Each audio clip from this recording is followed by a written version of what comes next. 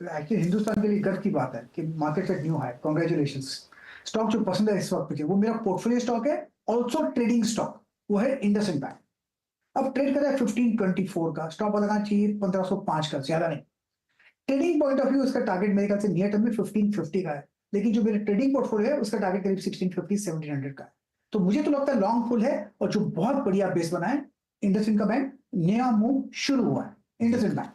बिल्कुल। अच्छा हर्षिता, एक और चीज़ है, मैं एक्चुअली कल हैरान था इंडसइंड बैंक का रिएक्शन देखकर, क्योंकि इसमें मार्केट में हो क्या रहा है कि स्ट्रॉन्ग अर्निंग्स पर या तो आप उसी दिन रिएक्ट करते हैं या फिर वरना एक दिन छोड़ के आप रिएक्ट करते हैं। आपको एमसीएक्स याद होगा, और रिजल्ट वाले दिन स्टॉक गिर गया था, अगले दिन उससे डबल चला स्टॉक। ठीक है, I think same IndusInd bank के केस में हुआ है। कल ये जितना गिरा था उससे ज़्यादा आज ये चला, कल या परसों जितना गिरा था ये देखिए, आई थिंक कल या परसों गिरा था शायद ये। अब देखिए इसने उस हाई को भी क्रॉस कर लिया। ठीक है ना। आईसीआईसी बैंक की हमने बात की थी कि क्या शानदार नंबर्स थे। आई थिंक आज के आपने अभी आरईसी के नंबर्स देखे। ये जो मार्केट में रैली हो रही है ना, ये रैली अभी देखिए आईसीआईसीआई बैंक किस तरीके से भागा, और जहां पर भी डिप आ रही है ना कोई है जो एकदम से बाय करने को आ जाता है। और एक और बात मैं कह रहा हूँ, इस मार्केट में जो खास है ना, ये वाली जो रैली है ये प्योरली फंडामेंटल्स पर आ रही है। हम हमेशा एक रैली के लिए कहते हैं कि नहीं, लिक्विडिटी से आ गई रैली, इधर से आ गई उधर से आ गई। ये मार्केट जो है, ये मार्केट प्योरली भाग रहा है फंडामेंटल्स के ऊपर, और ये आगे भी इसी तरीके से कंटिन्यू करता रहेगा। इस मार्केट में आपको अगला अपॉर्चुनिटी पता कब मिलेगी?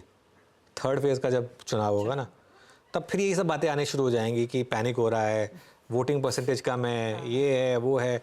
वोटिंग परसेंटेज ना आप लोग समझ सकते हैं ना हम समझ सकते हैं, कोई नहीं समझ सकता। ठीक है ना। उसको लेके अगर मार्केट गिरता है ना, वो बेस्ट बाइंग अपॉर्चुनिटी है, और इसी चीज़ को आपको ध्यान रखना है।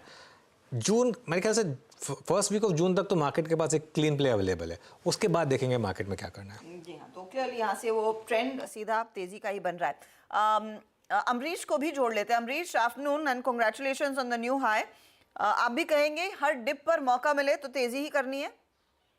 हाँ, क्योंकि अभी तो I think it's complete breakout from the earlier levels. तो मुझे लगता है कि यहाँ से मार्केट करीब 23,500 तक इजीली जा सकता है before the elections, before the election results. तो क्लियरली तेजी है, तो any sort of dips should be important to.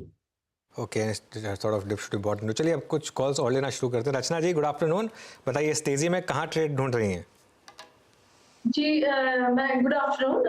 मैं इस तेजी में इस वक्त एचडीएफसी बैंक को देख रही हूँ। एचडीएफसी बैंक लोअर लेवल से डेली चार्ट पे बहुत जल्दी ओवरहेड 200 पीरियड को टच करने के लिए जाना चाहिए, और मैं के फ्यूचर्स के हिसाब से इट्स एट 1524, तो बहुत ही जल्दी ये 1540 एंड 1560 की तरफ जाना चाहिए। यहाँ पे अगर आप लॉन्ग करते हैं तो आपका एसएल होना चाहिए 1510 पे। ओके, तो ये फिलहाल आपके लिए एक ट्रेड एचडीएफसी बैंक में तेजी का ट्रेड ले रहे हैं, तो 1510 का स्टॉप लॉस भी लगाइएगा। आइदर वेज बाय करना है इस स्टॉक को। मानस, आपका ट्रेड? हर्षिता जी, बंधन बैंक पे मेरा ध्यान है। यहाँ पर एक फ्लैग पैटर्न का ब्रेकआउट डेली चार्ट पे देखने को मिला है, तो अब शायद स्टॉक अपने 100 मूविंग एवरेज को भी टच कर सकता है। तो बंधन बैंक में करंट लेवल्स पे खरीदारी करेंगे 186 के स्टॉप लॉस से 197 197 तक के टारगेट्स पॉसिबल हैं। 190 का कॉल ऑप्शन जो 9 रुपए पे ट्रेड हो रहा है, वहां पर भी आप खरीदारी कर सकते हैं। 4 रुपए का स्टॉप लॉस लगाइए और 15 रुपए के टारगेट इस ऑप्शन में भी आप सेट करिए। ओके, आप चलते हैं अमित सेठ के पास। Amit ji, good afternoon. बताइए आपकी ट्रेड। जी, good afternoon Anuj ji, good afternoon Harshita ma'am and everybody on the panel. Anuj ji, मेरा इस समय का ट्रेड रहेगा पीएनबी, लगभग 140 रुपए 50 पैसे के आसपास ट्रेड कर रहा है। पीएसयू बैंक्स में वैसे भी काफी स्ट्रेंथ रही है, और पीएनबी का अगर हम स्ट्रक्चर देखें तो आज इसमें एक fresh all time high breakout देखा है।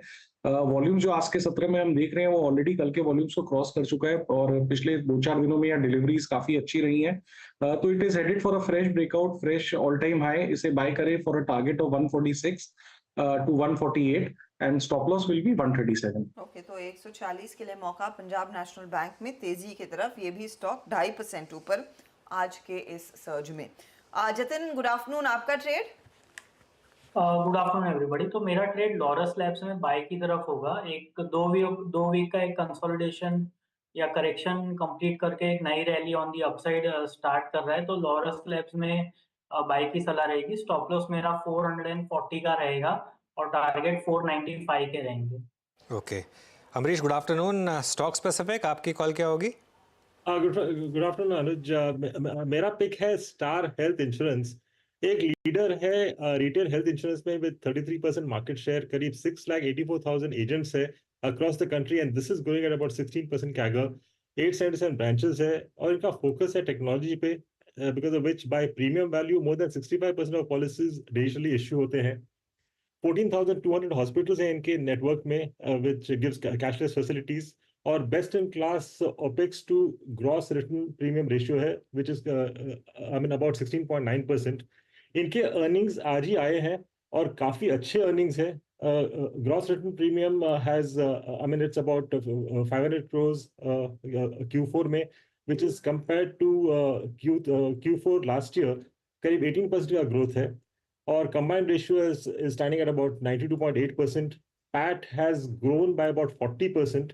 तो मुझे लगता है कि over the next 3 years profit CAGR होगा अबाउट 30 to 32%, और इससे मेरा एक्सपेक्टेशन फॉर FY26 का जो EPS है करीब 24 का है, और मेरा टारगेट यहाँ पे बनता है 720 का.